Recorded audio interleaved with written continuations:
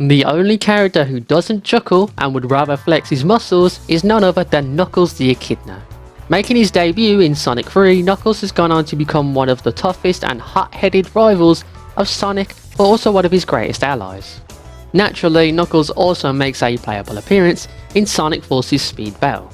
So today we're going to find out if Knuckles is solid or frail as a character in Sonic Forces Speed Battle. Let's start out with Knuckles' stats.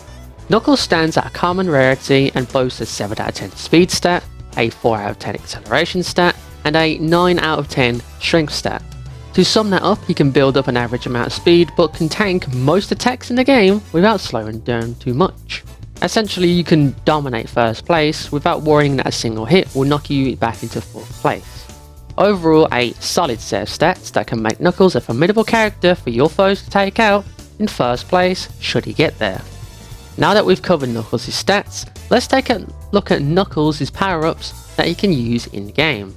Knuckles' projectile is the Fireball, a fast, quiet and straightforward projectile that has long range, does decent damage on connection. Although it doesn't phase through obstacles, the Fireball gets the job done, can be held up to 3 times, and helps stagger back unsuspecting foes. Like Sonic and other characters, you can combo the Fireball with Knuckles' trap, which we'll cover later on. Overall, the Fireball is a reasonably solid projectile that does what you need it to do, and keeps the pressure on Knuckles' opponents. As for Knuckles' boost, he has the Invincibility. This boost, although not the fastest in the game, makes Knuckles completely invulnerable to damage and environmental hazards, with the exception of falling into pits. While not a speedy boost, it has a lot of practicality in the hands of Knuckles. You can either save it for the final stretch and ensure you aren't hit by a power-up at the very end, or use it when another player is near you and to stop them from using any traps and projectiles to knock you back into 2nd or 3rd place. All in all, a solid boost in the hand of Knuckles.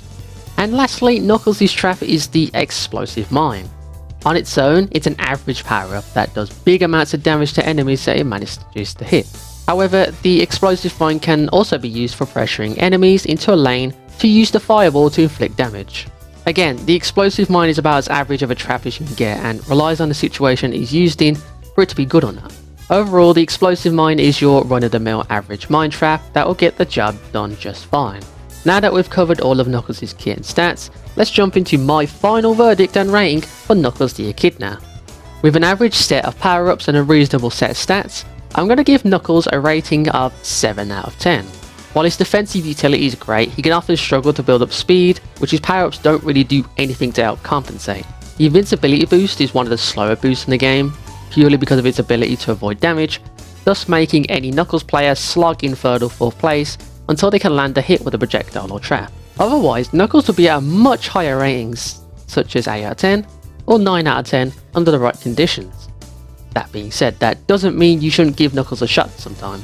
My experience before using Knuckles made me nervous due to how his stats and power-ups came, but he honestly surprised me with how fun and versatile he can be at times. If you're ever feeling bored or have a mission to use Knuckles, don't be afraid that he'll tank your ranked trophy points. He's good, not great, but definitely good enough to get the job done and prove that he's tougher than leather.